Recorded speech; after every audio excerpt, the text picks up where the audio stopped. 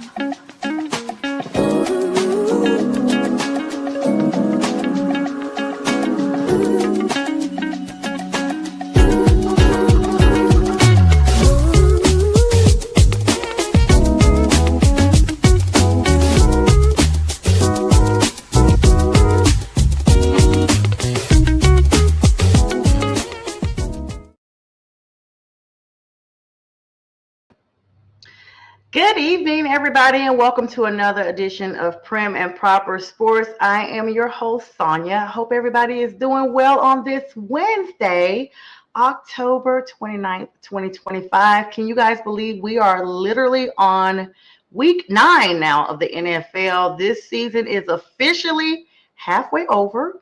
And we want to give a shout out right now to PINKfanFur, who does all of my reels, the realist behind everything. And of course, Brian B. Strilla Orange, who does all the production and theme songs and what have you. Now, tonight I have a very special guest. It did not dawn on me until I was inviting him, y'all, that I have not seen him on my platform since last year, and that is unacceptable. So for the second time to most of you guys, but the first time to a lot of you all who are viewing, allow me to reintroduce to some and introduce to others my special guest for this evening, none other than Mad Cata. Cata, good evening. How are you today?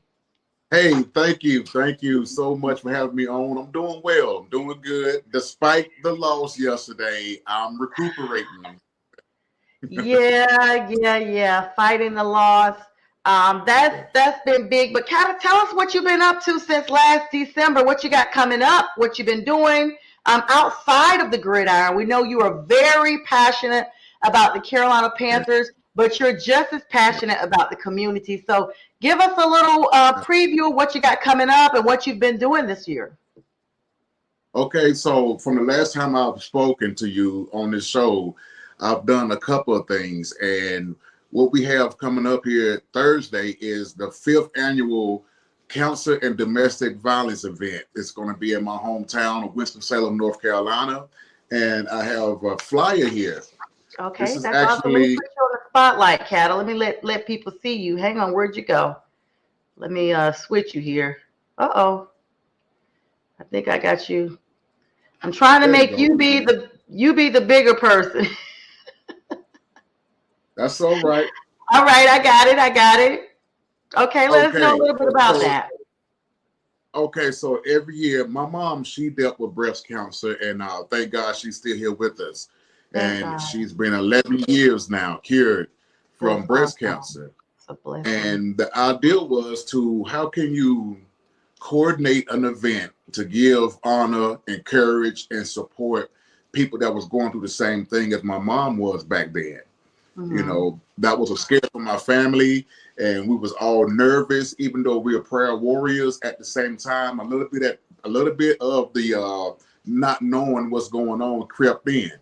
Mm-hmm. So I wanted to get an event to where we could all come together and support each other through it all. So when I say cancer, I mean pretty much all the cancers, but I'm pretty much spotlighting breast cancer because it is Breast Cancer Awareness Month. But all cancer survivors are welcome to this event coming up at the Downtown Library here in Winston-Salem, North Carolina, this Thursday coming at 12:30. So I'm excited about that. And just not that, it's the fact that now we have domestic violence attached to it is even a better, bigger event now. So I'm looking forward to good things again this year and to try to keep it going. Yeah. Absolutely. And you're such a blessing to the community, Kata. I've been following you for a number of years before I was blessed with the opportunity of meeting you through Pink Fan Fur. And you are always so in touch with the community, with the players themselves, with the Panthers as a whole. And you're just such a blessing as an individual. And I just want to personally thank you, having known and in my immediate family, sufferers of both cancer and domestic violence. I just want to thank you for being so advantageous towards the love of others in the Carolinas. That is such a blessing. And it's a beautiful, it's really beautiful because people have, a lady came to me some years back and she said, I was a victim of domestic violence while I was going through radiation treatments and chemotherapy. You know, so it's definitely a time of reflection, a time of rejoicing, and just celebrating the victories that we have over these diseases. So, and I'm thankful that I can attach my persona to more than just the game. As you can see, the game can go either way. So I feel like when I attack the community, it's a win every time. I tell you, I mean, I really enjoy it, and I thank God for putting this on me to be able to do. Yeah, that's really a blessing. And like, I love the way you said it's a win every time, no matter what. So we'll make sure we get your contact info there in the comments so that when people are watching and seeing this, they can reach out, because it's never too late. And you have a lot of stuff going on year round, not just this. Kata is one of these people that are so in tune with the community year round. He has a cleats giveaway that he handcrafts these cleats and all these customized ideas for kids and everybody there. Yeah, tell us about those, Kata. Okay, so this year, that was a great segue, by the way. Thank you. I try.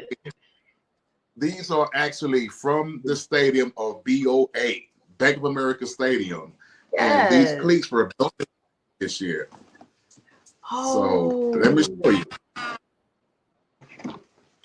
Now look, this is a size 15 cleat. I don't know which player tried these on and didn't like them, but it's kind of like, I guess you could say Foot Locker. You know, you go to Foot Locker and you try a shoe on, you walk around on to see if it'll fit good for you. Well, the same thing happens to the players. They try a cleat on and they don't feel right on them, then they chuck them. They just throw them away. Oh, wow. So this is my cause, my cleat. Stay tuned, and I have something for you. So those are cleats that I'm going to work on this year.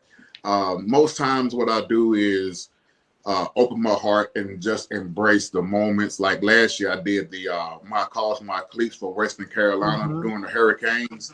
Yeah, and that turned out to be really well. Yeah, that turned out good. It turned out really well. This year, I really love to watch your.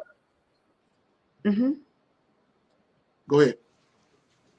I was saying I really love watching your TikToks and stuff because you show how you're making them, and it's like you guys have got to follow Kata at Mad Kata on all the socials. He literally shows you how he literally puts his heart and his soul into every item. It's customized. No two are alike. Kata, that just shows your true talent that you're sharing with everyone.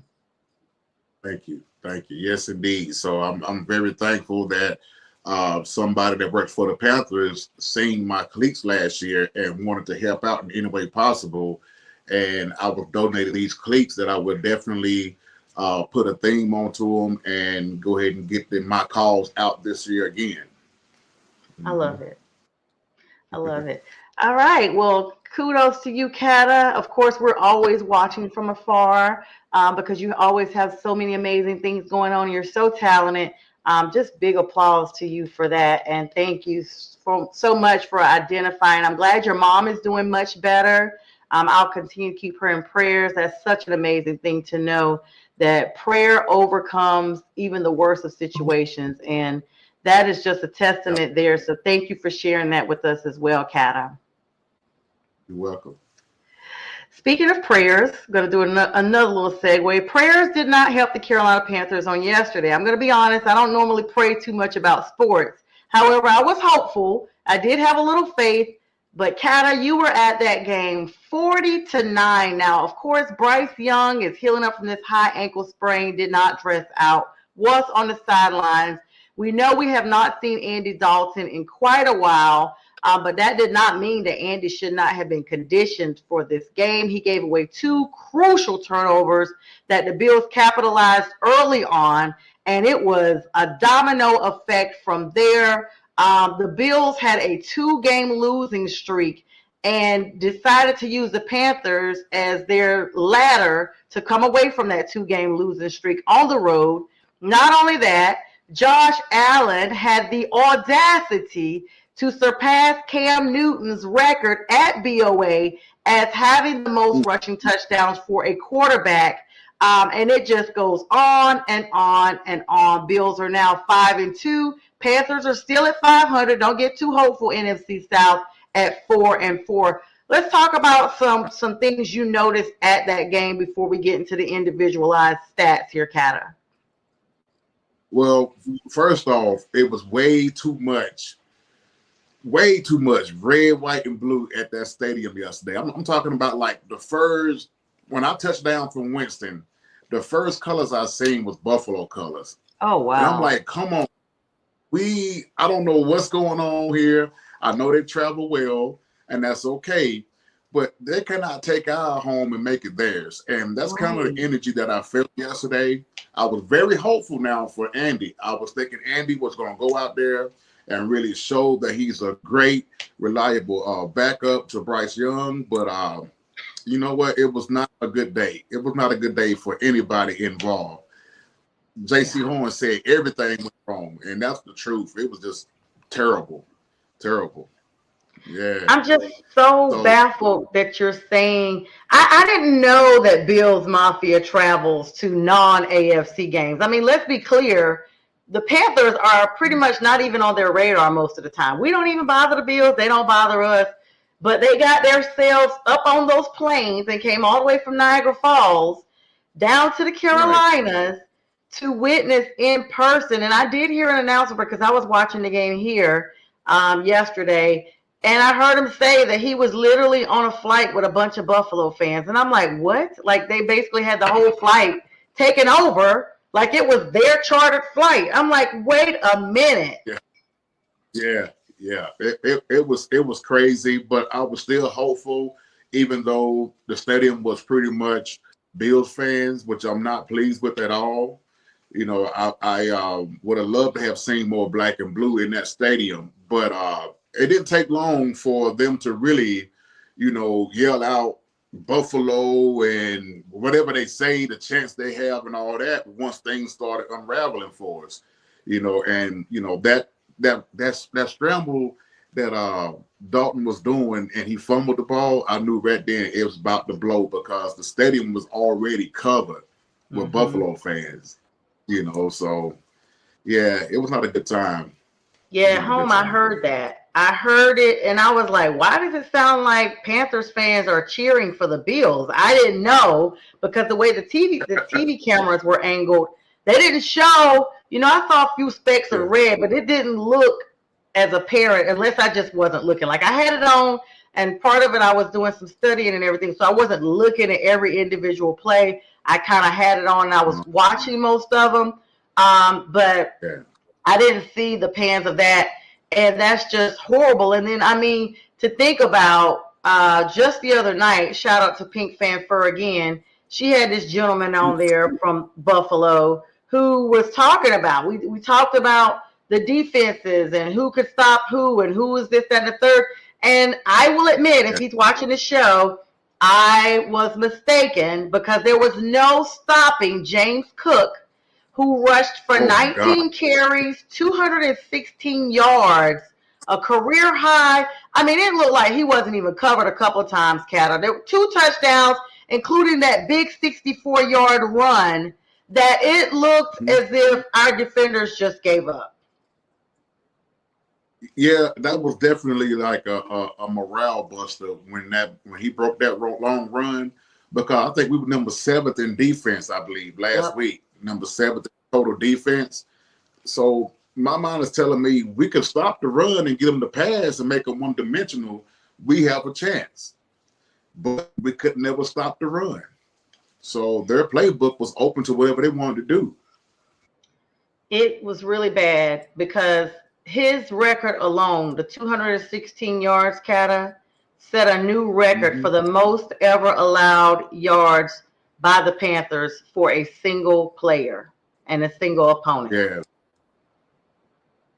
Yeah. Then you get over to Josh Allen, who was 12 of 19, 163 yards. But let's be clear, Josh didn't have to do much because he was literally all of his targets, He had his 2 rushing touchdowns, and then he set the NFL record for the most games, now 46. Cam Newton had 45, with at least 1 passing and 1 rushing touchdown, surpassing, of all people, Cam Newton, and that game was at Bank of America, Kata. What a coincidence. And I hate that. It could have been somewhere else but Bank of America Stadium. Right? Because the fans' energy was there. The Panther fans that did show up and was there at the tailgates and inside the stadium, we was really hopeful that, hey, look, we can win this game. We undefeated at home. Let's keep this trend going. And, it didn't take long before we began to realize chances are we may not make it out of here, with this win. So, yeah, that was pretty rough. Then, of course, we're just going through the stats here, Kat. I hate to make you relive such a traumatic moment that you saw in person. The good thing about being at home, you just go ahead. Yeah, you just turn the channel, but when you're there in person, it's like even if you wanted to get up and leave, you're still going to hear it for a while you're walking out the stadium, everything, because it's right there.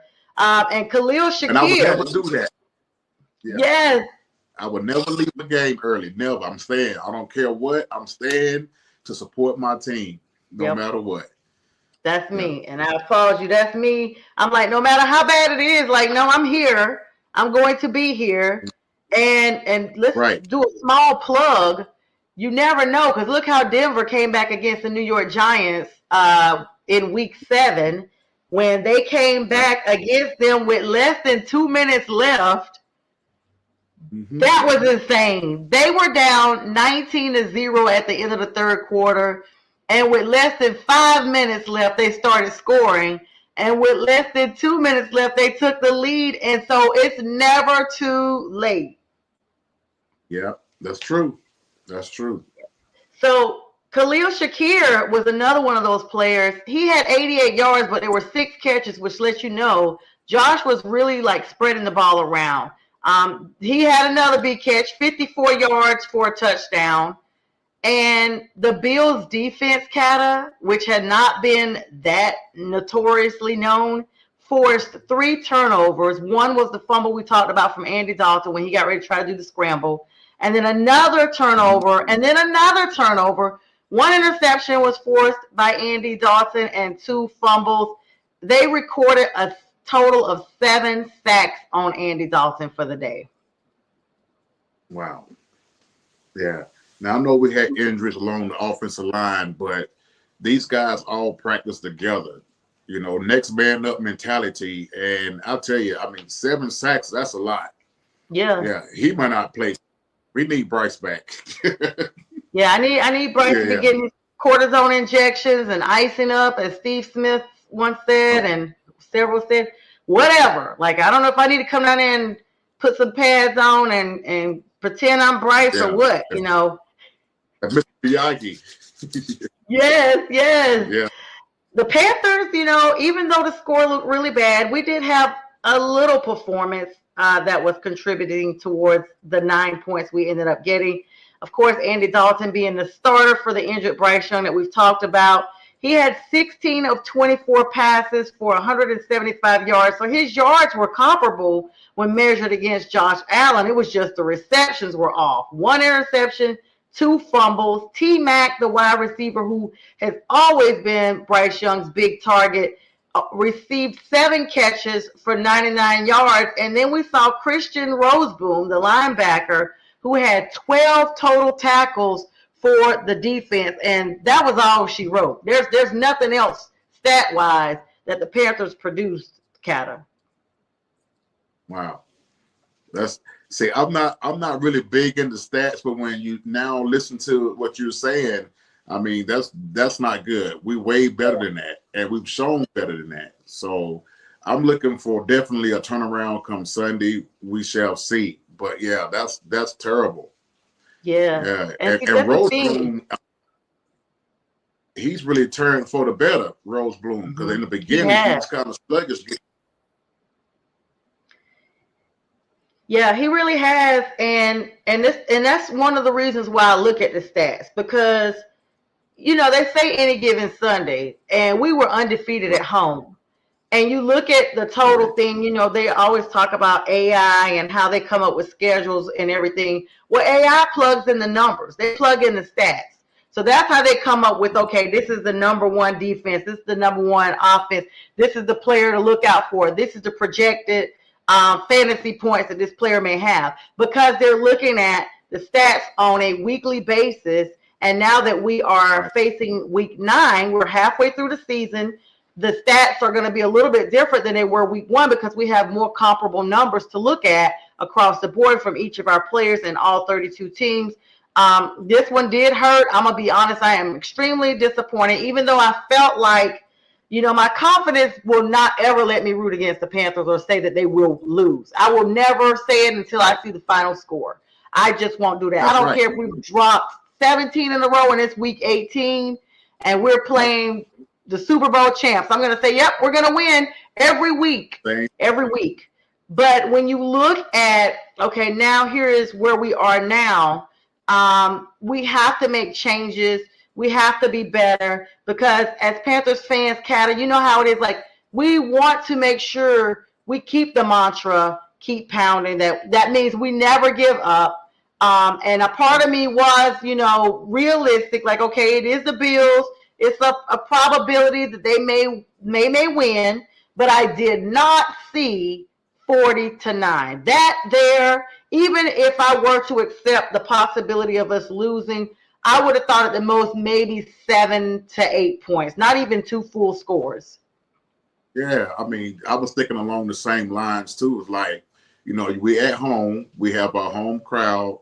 We're gonna be into this game. They're gonna pull this thing through for us. And I stayed for the whole game. I didn't lose hope at all. But at the same time, you can kind of tell the morale was getting weaker and weaker, especially when you started getting these injuries to the offensive line. I mean, it was terrible. It was terrible. Yeah, it was really terrible. And to kind of wrap that segment, because we need to look at this as a bigger picture. Total net yards. This is where the biggest difference was. So the first downs, the Bills had 22 first downs. The Panthers had 17. Okay, not too much of a difference. The Bills had 7 sacks. The Panthers only had 2, Kata. Only had 2. That's a big difference for our defense. No turnovers by the Bills, yet there were 3, and the Bills capitalized on every one of them by the Panthers. But then listen at this biggest. The biggest thing, Kata, was not even all of that. It was the yards. The Bills had 411 net yards. The Panthers only had 246 for the game. Oh, see, now turnovers will hurt you. I mean, you say we had 3? We had 3 turnovers. 3 turnovers, and a lot of those net yards came from off of some of those turnovers. Yep. So there's the answer right there. You can't turn the ball over, especially in your own end zone. Mm-hmm. You can't. You just can't do it. So especially that big run at 64-yard line, 64-yard turnover, that was contributed to this as well. Oh yeah, absolutely. But you were saying you hope what, Kata? We just got to chalk it up and regroup and get ready for Green Bay. The 24-hour rule has expired for me. Yes, it's officially 24 hours because past all that time, and we are on to, of course, tomorrow night being our Thursday night game. We'll talk about that here in just a minute. But let's look at what this looks like in the terms of our division, Kata. Now, our division has been a little competitive this year. I mean, I'm excited that the Panthers are competitive for the first time in 6 seasons. Well, let's be clear. We're competitive every season, but this season we really are showing that we're competitive. 4-4, even after this loss. So we're still at 500. We are right behind the Bucks, thanks to Atlanta losing yesterday to Tua Tagovailoa and the Miami Dolphins on Sunday. And so I'm excited about that because the Falcons are dropping to 3-4. The Bucks are 6-2, and the Panthers are right behind them at 4-4. And the Saints are a non-factor right now at 1-7. So if you think about it, the Falcons have already had their bye week, so they're game on for the rest of the season. And the week 8 results, they were beat 34-10 by the Miami Dolphins. The Bucks and Saints were each other's opponents, and the Saints I don't know, they just were not there. In fact, they benched Spencer Rattler and brought in Tyler Shope, and it was just not good at all. 23-3, like a lot of big scoring games. So I don't feel as bad because everybody got points put up on them yesterday. But when you look at the stats from each of those, the Tampa Bay Buccaneers leading the division have over 2,584 yards total offense for this season so far. They've only allowed 2,571 per opponent for the year, and their turnover differential is a +7. Now, the Panthers are not too far behind. Let's not get it twisted, even though the record says we're a couple of games behind. It does not matter because our total offense is 25-31, so only 50 yards difference. We are right there. And we have 2,480 yards allowed, which is right behind Tampa Bay Cattle with a turnover differential of, after yesterday's game, is -5. So when you look at Atlanta, when you look at Atlanta, got these other 2 teams. Atlanta's offense is 23.99. They're right behind us. Their defense is 19.29 yards allowed. They were ranked as one of the higher defensive teams. As a matter of fact, going into Sunday's game, they were ranked, I think, number 2 defense, number 1 offense. And their turnover differential was +2. And the Saints have 2360 yards for the season, 2562 in yards allowed, and their turnover differential is -2. So when you put it in perspective like that, as far as the competition, Kata, what are your thoughts? Because, I know there's a lot of numbers coming in there, but it's still a close race. It is, by the math and all the stats and everything. That's great. What we have to do is continue to play our game and be mistake-free, because being 2 games back from the Buccaneers, that's not bad. Right. We can't really worry about who they are playing and who they might lose to. We just got to handle our end of the business to make sure we can be somewhat in the hunt, if not in the hunt. Because we still have to play them. We play them, I think, twice in 3 weeks. We have to play them twice. They like to do that back-to-back. Yeah, so it might just come down to those games being crucial.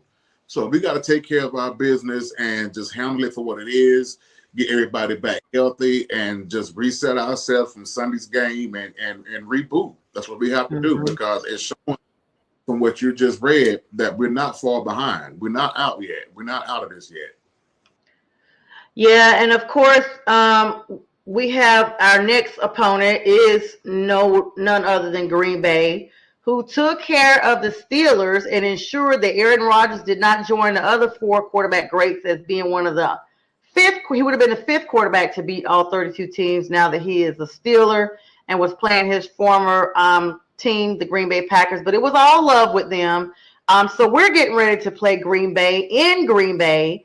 And I actually was checking the weather because I saw they were all bundled up. They were only 5 degrees colder than Atlanta. So I was like, listen, it's cold here. It's got to be really cold there. But it wasn't. But they had on toboggans and everything. But see, Green Bay is now 5-1-1. They have a tie. Panthers are going into this game 4-4. Game is at 1 o'clock, so it's going to be a little earlier in the day. and it's going to be aired on Fox. But right now, our 3-game winning streak was snapped decisively at home by the Bills. Actually, we had a 3-game win streak in a row, honestly, not just being undefeated at home. And we need to see how long Bryce is going to be out, if he's coming back. Sunday, the Packers are considered one of the top teams in the NFC, and they're returning to Lambeau Field, where they are still undefeated at Lambeau.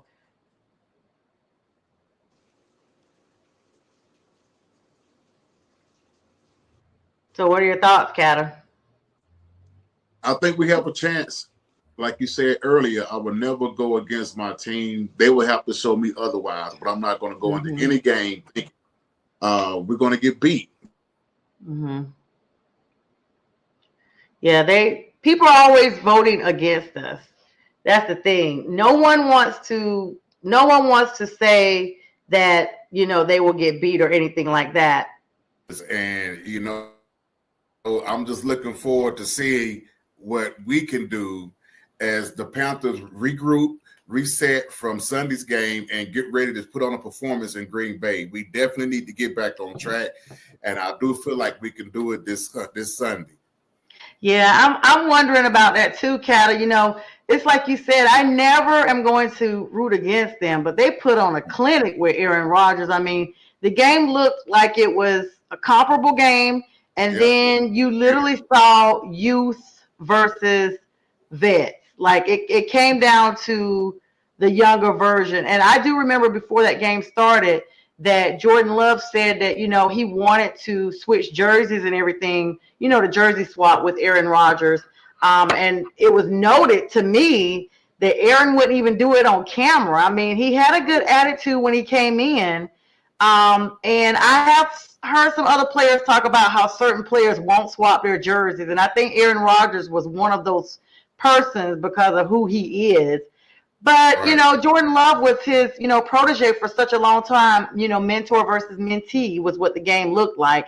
And so the commentators were like, it's probably going to, be switched off the camera or whatever. But I was like, he could have gave him his jersey or what have you.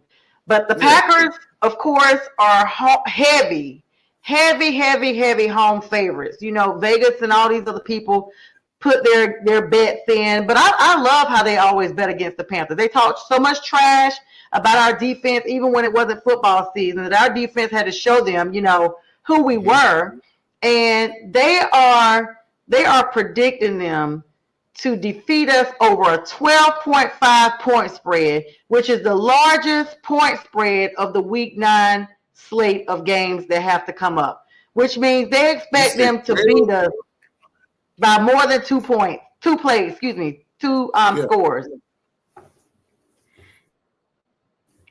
That's a lot. So we I don't know how the players, do they even like read this stuff? I know they're on social media, but do they really like go into details like we do as fans and pull up stats to see what everybody's saying? Yeah, me too. But it could be overwhelming.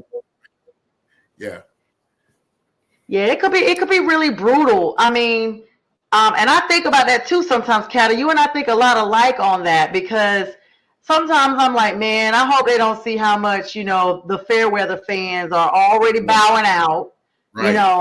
Some of them don't even wait for the final score. They literally are only with us when we're winning. That's not really a fan, honestly. True.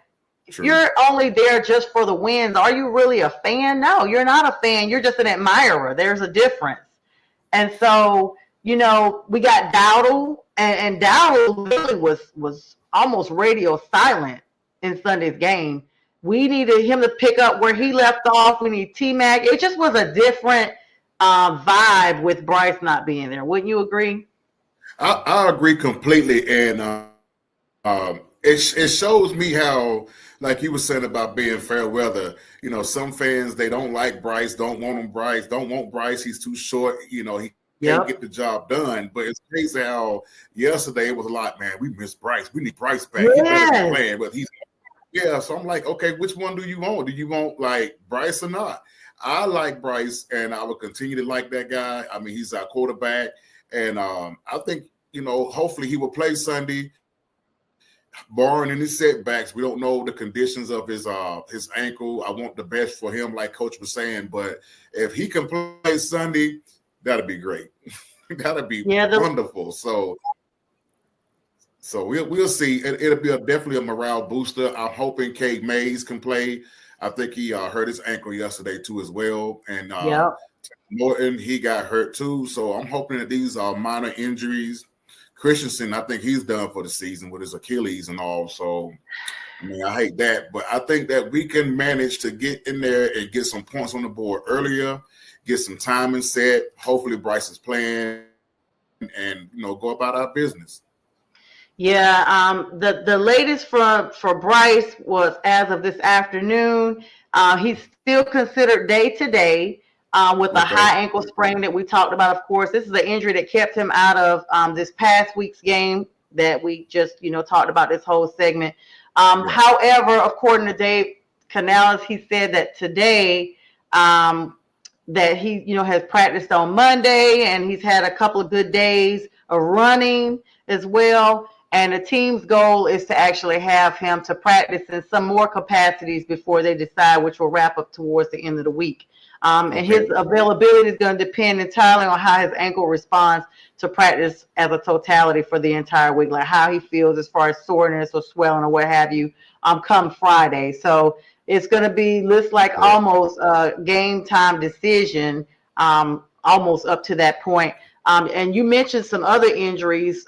Brady Christensen, of course, an Achilles. He's significant Achilles injury during this past game, and that's going to be a long-term absence for him. Taylor Moton has a knee injury from Sunday's game as well. More tests are being done throughout this week to determine what's going to happen with him. And then Cade Mays also has an ankle injury. The center also left Sunday's game with an injury. I mean, the Bills were beating us on the scoreboard and on the field. It's just sad. He's having further evaluation. And then if you look at our guard, Chandler Zavala, he already had knee injuries. He's on IR, but he's expected to begin practicing sometime this week. So it's going to open a 21-day window for us to activate him. That's good news there. Robert Hunt has been out with bicep injury. He's going to continue on IR.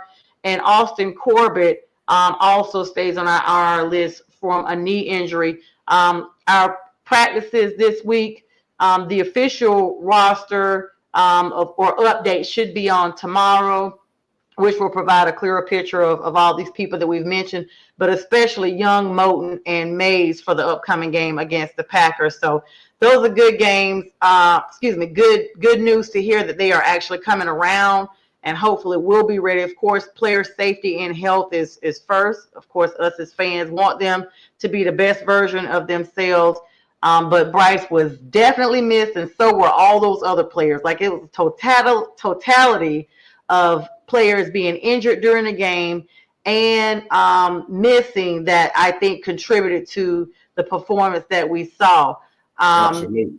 Yeah, so I think that 12.5 points is absolutely insane.